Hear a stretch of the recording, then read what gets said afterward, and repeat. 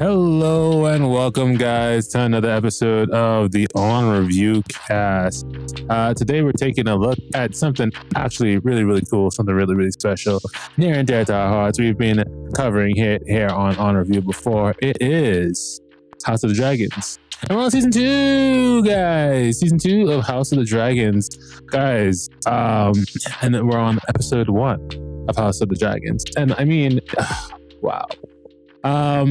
Can't believe it's been this long already since we just finished covering the House of the Dragons, but I think it was later on when it actually came out for the season 1. But now we are on season 2, and this first one, wow. But just like every other episode, guys, we'll get started with our episode breakdown courtesy of Fandom. And this first episode is actually entitled A Son for a Son. A Son for a Son is the first episode in the second season of A Son for a Son is the first episode of the second season of The House of the Dragon. It is the 11th episode of the series overall, and it premiered June 16, 2024 on HBO and HBO Max. It was written by Ryan Condal and directed by Alan Taylor. Yes, and the synopsis. While Rhaenyra struggles to come to terms with her son's murder in King's Landing, Alicent grows concerned that Aegon's small council may lead them all to an all-out war. Larys suggests Aegon needs a new hand, and Rhaenyra arrives at a fateful decision. So this episode, wow. Also, guys, real quick pause. For anybody who's just joining us, like I said, welcome to the OnReviewCast, show where we break down all things media, and we go through them, we break them down, we give them scores, and we hang out, and we chill, and we talk about them. We see how they really make us feel. We say how they really make us feel. This episode is brought to you by, like I said before, I always said, Anomaly Beats. Check out Anomaly Beats on YouTube, streaming now everywhere. If you like lo-fi, hip-hop kind of like stuff, go ahead and check that out. And also my first single on the album that I'm doing called Boo. That's Boo by Ashley Anomaly. Check that stuff out too. It's streaming everywhere on YouTube. It's on Spotify, everywhere. You'll love it. It's a good time. It's music, but it's like hip-hop music, but it's also like anime style music. Anime kind of like music. I think you'll like the track, guys. Go ahead and check that out. But on with the review for the episode. This one. There's a lot to talk about, I guess, in this first one. Definitely for sure. We have coming off the heels of season 1. Because I think we should review a little bit about that before we actually really jump into things. Coming off the heels of season 1, it was something epic, I want to say, to see that season finale where we saw Lucerys being, devoured by the dragon Vega.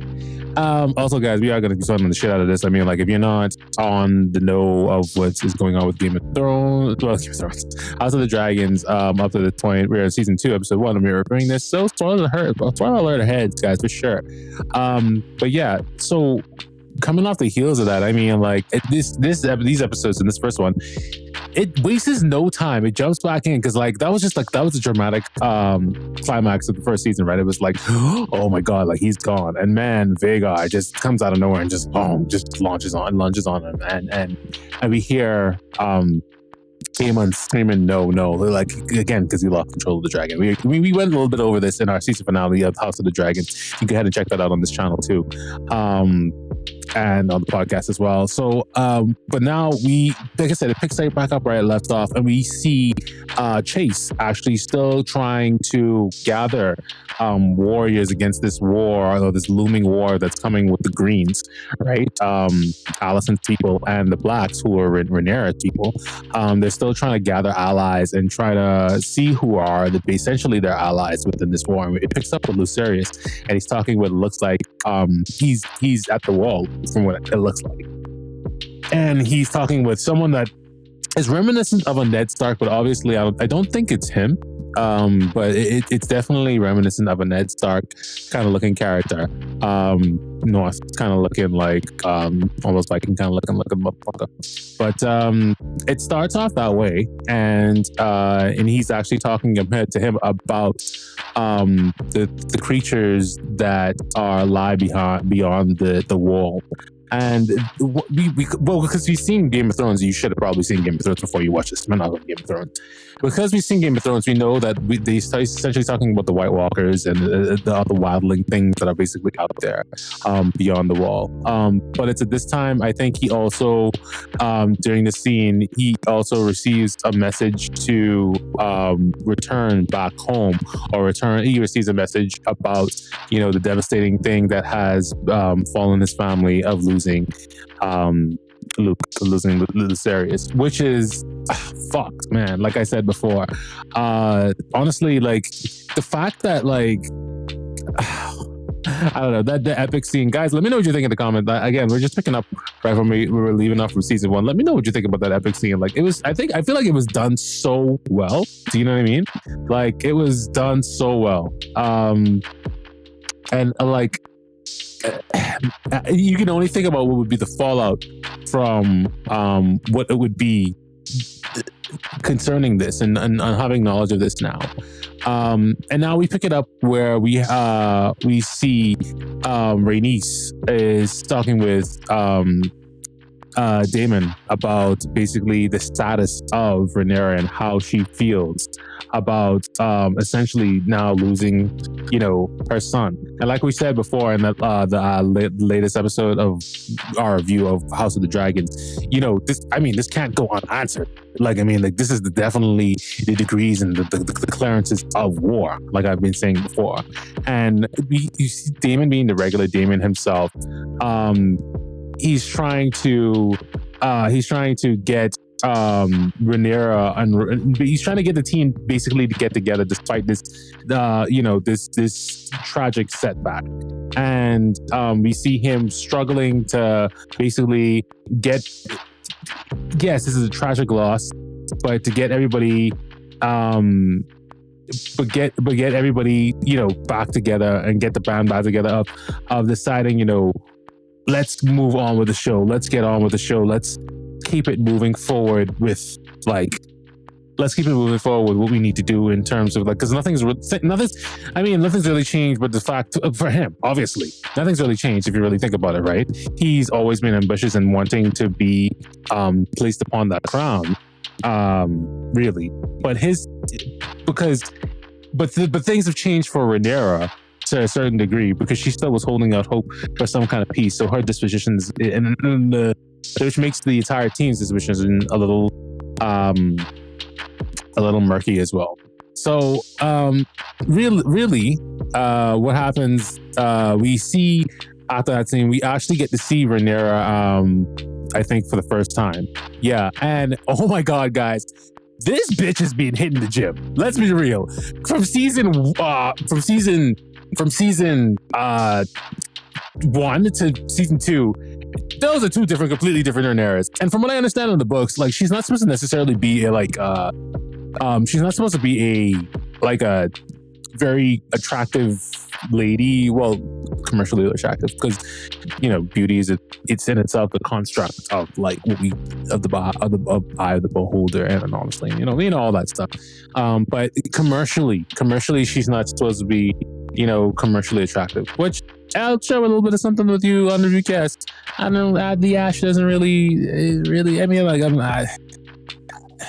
It's boring, right? Because those of you who are real, who has a little bit of depth to them, will understand, yes, we see attractive people sometimes, but it's sometimes that can be a little bit boring, right? Anyway, she's not supposed to be, back to the story, she's not supposed to be relatively attractive. She's supposed to be a little chunkier. She's supposed to have a little bit of weight to her, and not has the greatest of beauty or whatever, in the books.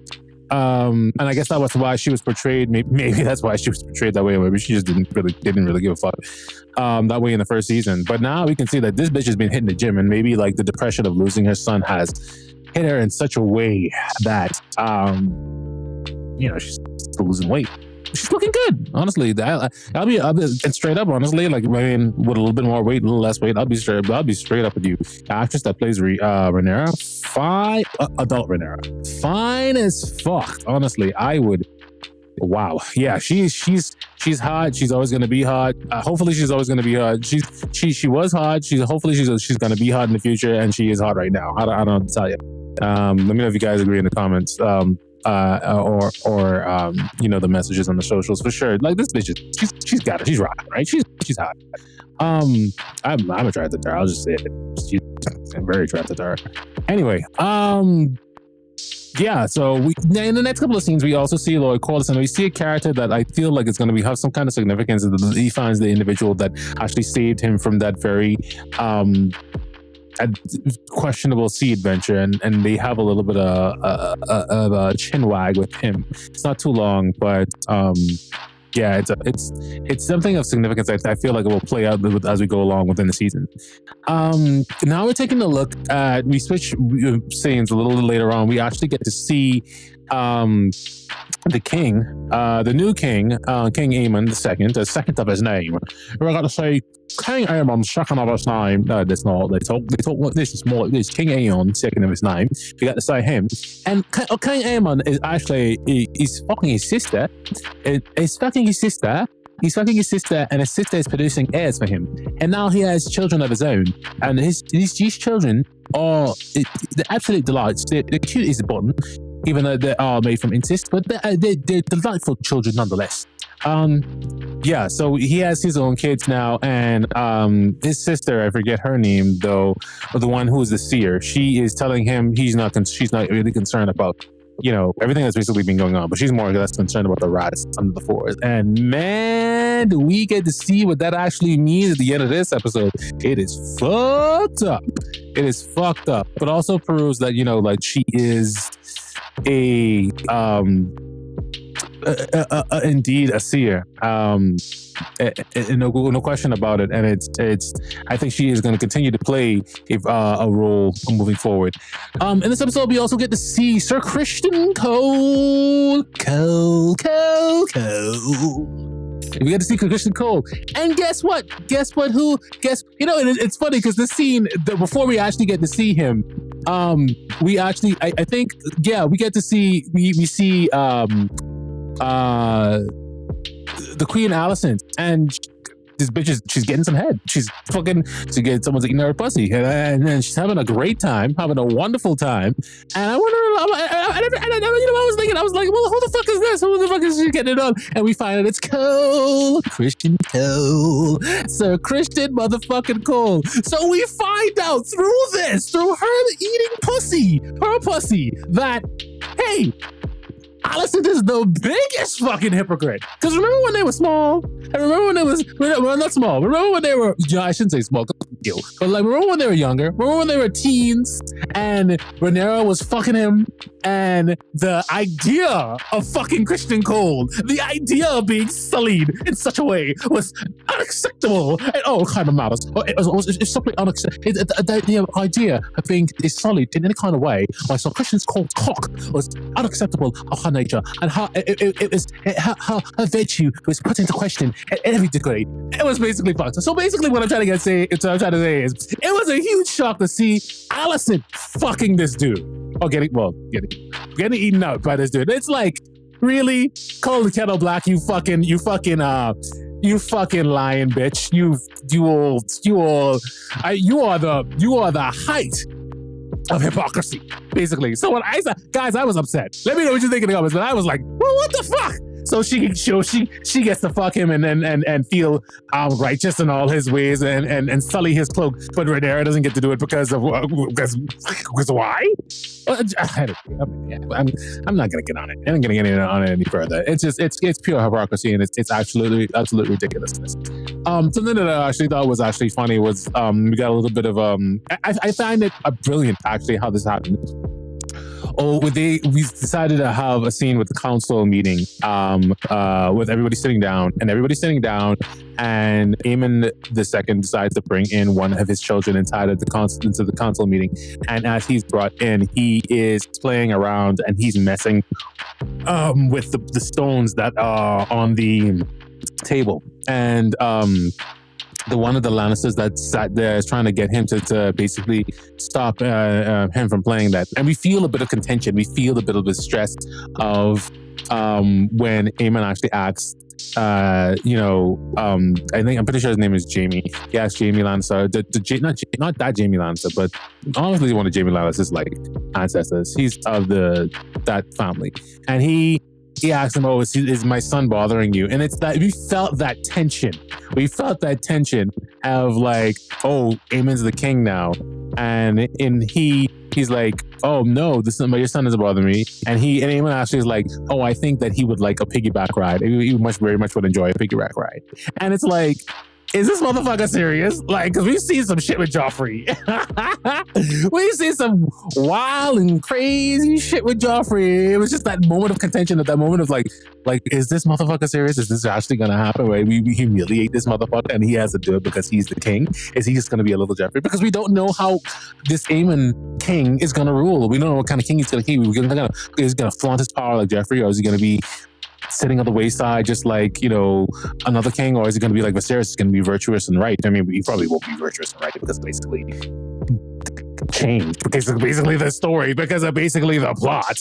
But I mean, it's either way. It's that ingenious.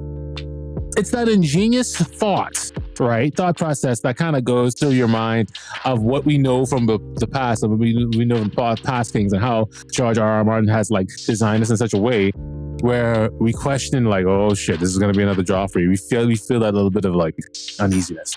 I thought that was actually kind of cool. But Aemon eventually sends them away and they continue on with this meeting, and it's basically they discuss where they are with Rhaenyra and basically the situation, how things essentially look. I found it funny. We also get Alicent also got to catch up with her boy toy number two. Larys. And Larys, Larys be Larysing. He be doing his shit. Larys be Larysing, conniving, telling people of his of the different secrets that's within the castle and etc., and how she should be possibly maybe be more concerned about doing things herself and looking after herself, considering these uneasy times. So we come back to Rhaenyra and we see that Rhaenyra is also now looking for remnants of Chase and the dragon that was slain by Vhagar, and she finds the evidence, guys. Wow.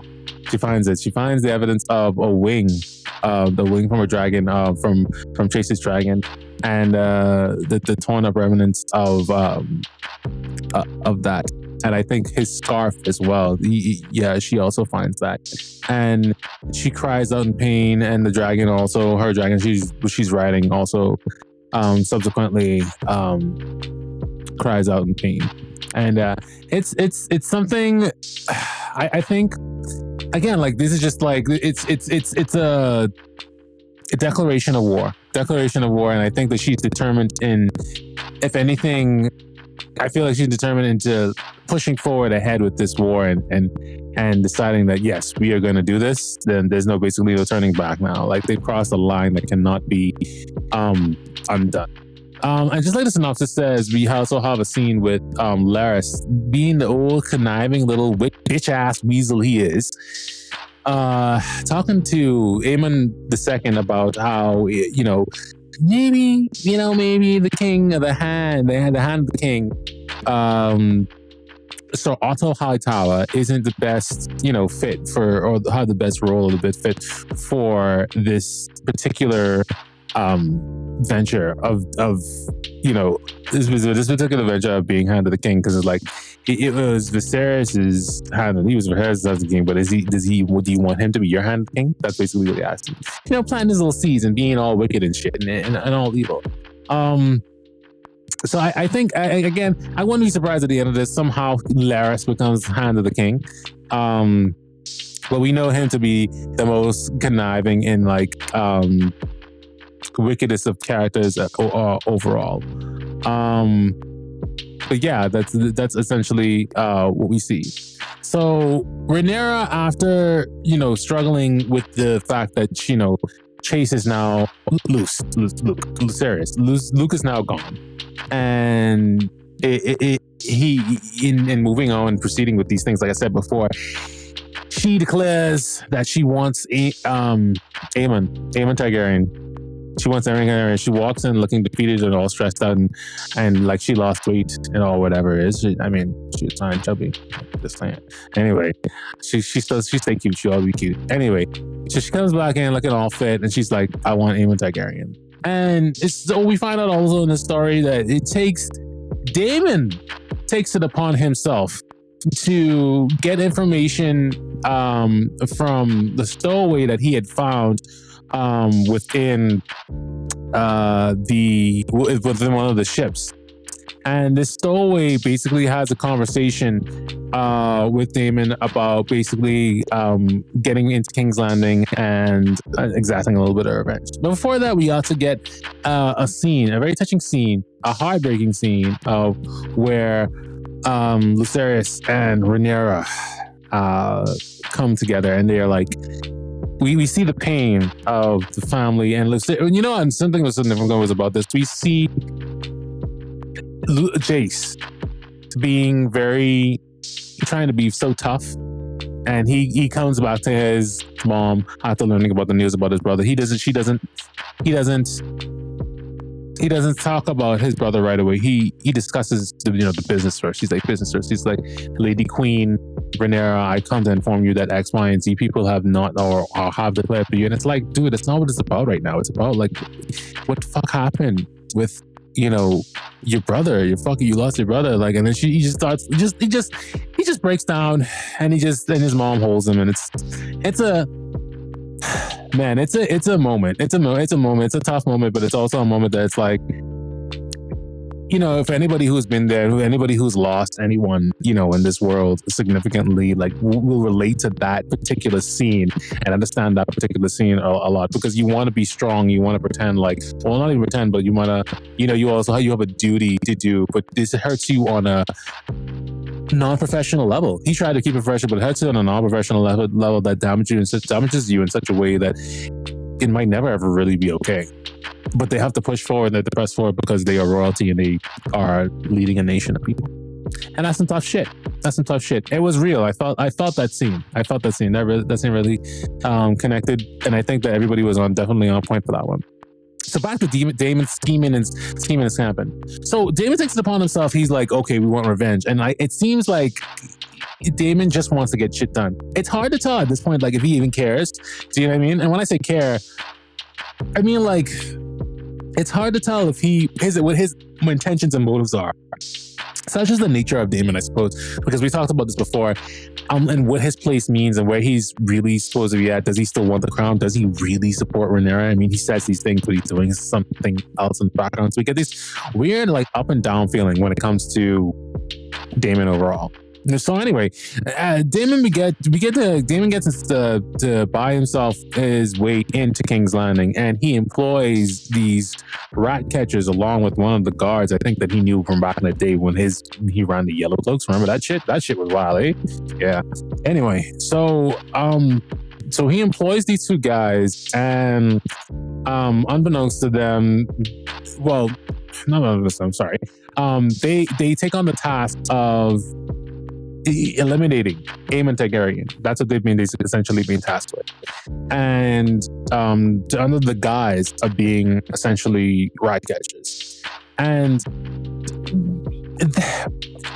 this is without Rhaenyra's knowledge, from what I can tell, as far as I can tell. And I just in that instincts alone, you can tell that this shit's not gonna go. It's not gonna go right. It's not gonna go well. It's just gonna go.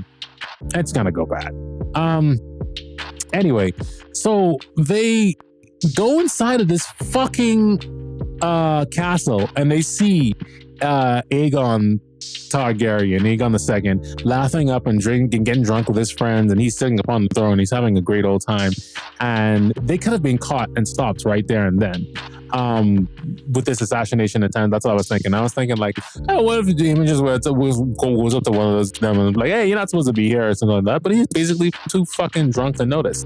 And so these two fucking goons go in and they again, and like I said, under the guise of rat catchers. So they go in and they are looking for Aemon Targaryen, essentially. And this entire whole fucking sequence, the way how they shot this, I think was actually pretty cool, because they get caught. First of all, they get caught, and one of the guys is laying down and putting out one of the traps. He's pretending to be the soldier that essentially led Daemon, and he's attempting to lay down the traps and pretend to be one of the rat catchers. And one of the handmaidens see him, and then she just fucking disappears and fucks off. And somehow the guy chases after her, but he doesn't, like, he's not able to catch up to her. So this plan is already botched. They already saw who the fuck, someone who was in there who wasn't supposed to be in there, right? So she probably gonna yell out and scream. Well, that's one of my thing too. Like, why didn't she just yell? Why did she yell out and scream? Why did she say something? Why didn't she go running towards someone? I mean, I guess she was good to like run off at first, right? And then like get a certain distance away and then start screaming. But anyway, so one of the rat catchers actually finds the queen, Aemon's sister, the one that's crazy that can predict the future and etc. He finds her and holds her captive to like knife point. And we find her and her children, in this fucking place. And one's a boy and one's a girl, but because they're kids and they look alike, they can't really tell who they are. And this was, oh my God, this was gut punching. This was fucking rough. Let me know what you guys think in the comments. But like, I know some of y'all was like, probably not down with this, because this is just some rough shit to like endure. And my instincts the entire time going through this was, why didn't she yell, right? Why didn't she yell? Why didn't she make noise? Why didn't she she seems like a very fragile and frail girl. She's not really a fighter. She's not really a knight. She can't really, I guess I get that part of it to a certain degree, and she probably was scared, but I still feel like what could have happened was that, like, I don't know, something better could have happened. Anyway, they basically forced her to make a Sophie's choice, right? To tell her which child to basically murder, because they figure that they can't find Daemon, because when they go into this Aemon, sorry, when they go into this castle, they figure they can't find Aemon, so they're like, oh, we can't find Aemon, a son for a son will basically do. And they're convinced, and because again, like I was saying before, these children look alike, and they can't essentially tell who is who. And because they can't tell who is who, she has to make the choice of saying which one is which. And this shit goes from 0 to 100 in a split fucking second, I'll tell you that. Because they say, okay, we can't find Aemon, so a son for a son. And then she starts to freak out as they begin to mutilate and murder this child, and she picks up the other one and tries to run tries to escape away from the other one. And as she's escaping and running from this, you can hear the bone crunching in this flesh being cut from what is happening in this child essentially being murdered in his sleep, in his bed, as she's desperately trying to run away. It's a horrifically beautiful scene. Actresses did a very well job. It was very well painted, very believable, very good. Because at the same time, she's running away, but she's like walking really fast with this child. She's just desperately trying to escape this attack. And she's looking for somewhere to go. And the place that she basically ends up in is her mother's room, Queen Alicent's room, where her and Cole are fucking, basically, in the middle of where Cole is pussy deep in her, and she walks in and they have to cover up their shame, and she's just in shock sitting there, and Allison is like, what happened? What's going on? And she's just there and traumatized. Like, I don't know if she was traumatized by the fact that she walked in her mom getting fucked. Like, and that was traumatized. Anybody? Or the fact that she just lost one of her kids. I mean, if it's both, I would basically understand. And that's basically the end of the episode.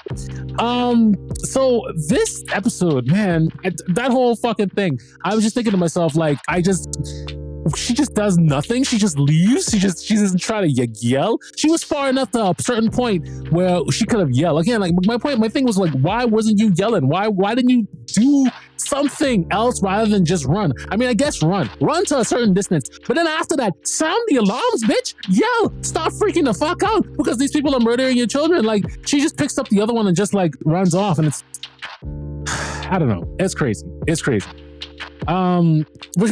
just gonna jump into the next scene, the next segment of the show, like we always usually do, called Ash's favorite scenes. Ash's favorite scenes. Ash's favorite scenes. Okay, so from this episode, Ash's favorite scenes. Honestly, jumping right back into this, especially from the long wait and just as a season's premiere, this is actually pretty good. They made it a pretty strong statement, and I gotta say, coming in at number 3, I think was the appearance of Rhaenyra. Just to see her and to see her, I guess, transform so much. The fact that she like lost a little bit of weight, and to see that realization in her face of actually seeing the evidence where she connects and she knows that like her son is gone. She sees that wing on the beach. That was pretty. I felt that. Like I said, I felt that one. Like that like confirmation that Luke is gone. That's it. It's over. That was pretty. That was a pretty good scene. And I like I said, like I think it sets into motion also the climactic ending of this episode where they didn't find Aemon, but they found that little child and they murdered that child. Disrespectfully violating the child in terms of murder, and by just that it leads to that. So that's why it's at number 3. Coming in at number 2. Number 2, most favorite and well-liked scene within this. Honestly, I guess I gotta say the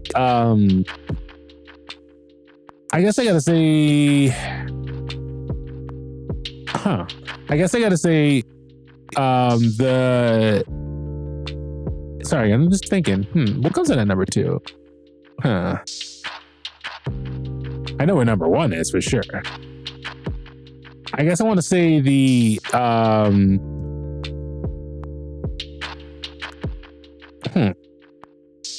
scene. Yeah, okay. I guess I want to say the scene with Rhaenyra and Luke. Not Rhaenyra, Luke. Rhaenyra and Chase. Rhaenyra and Chase. When Chase comes in and he talks to Rhaenyra, and it's like he's back home and he realizes that his brother's gone, and they have the whole funeral for him and stuff. They have to go through that whole thing. Like, again, connecting on a very humanistic and realistic level with these things essentially happen. Like, loss is real. But I really like that scene because, again, like it showed, it was real. The actor did a good job with that because it was real. It was such a fact that like he was trying to put on a brave face to his mom because his mom is leader of the nation of these people. But like he couldn't hold it, right? He just began to fucking break down, and he just like was in her arms after, this traumatic fucking thing happened, and that was a real thing. But definitely coming at number 1 was the climactic ending scene of where she had to basically make a choice of Sophie's choice of which one of your kids is basically gonna die. That was a climactic. That whole sequence of from when they got in the castle to when they committed that murder of that little child. Man, absolutely brutal, but also painted and done so well because it progresses the story in a trajectory. It sends us on a trajectory that will be so interesting in the future that I know. All right, we're just gonna move into the on review score now. So on review gives season 2, episode 1 of House of the Dragon strong season opener. strong season opener. I think some things could be a little bit faster, but we picked up right where we left off. There were some shocking things with the sex, definitely. Different people banging different people, and now we have the confirmation that, like, you know, Luke is gone. I think I'm gonna definitely give this one. As far as it goes, it was good. There wasn't really any real problems with it. I think I'll give it a 4. I think I'm gonna give it a 4 out of 5. Yeah, it was pretty good. There wasn't anything that was just, I thought, in my opinion, was just absolutely ridiculous. But yeah, 4 out of 5. Anyway, guys, this is basically gonna do it for me. Thank you guys so much for listening. I appreciate it. And if you listen all the way to the end, understand that you are a champion. You are a champion. Like I said, thank you so much for listening. And honestly, like, guys, I gotta just remind you to just go ahead and listen to my new single. It's called Boo. Like I said, Ashley and Anomaly, listen to Boo, streaming everywhere on Spotify, and go ahead and take a listen to that. I think you guys will enjoy it. If you like more like hip hop, rap kind of stuff, and like if you just like music in general, I think you should give it a shot. Go ahead and give it a shot. And don't forget to hit us up on all of our socials: the Facebook, the Instagram, the Twitter, and make sure to interact with us on there and let us know what you think about the show. We're interested to hear what you have to say. And also, guys, don't forget about our Patreon. Go ahead and donate to the Patreon if you really love what we do here on OnReviewCast. If you really love all of the reviews that we have and our perspective on it, and our takes and my funny antics, go ahead and support us on there. And the show will only get better if you go ahead and donate. And lastly, guys, I gotta also say, don't forget to check out Anomaly Beats at Beats by Ash. Anomaly Beats, if you like a little hip hop stuff as well. And like I always say at the end of these, guys, be safe, be kind, be you. Take care.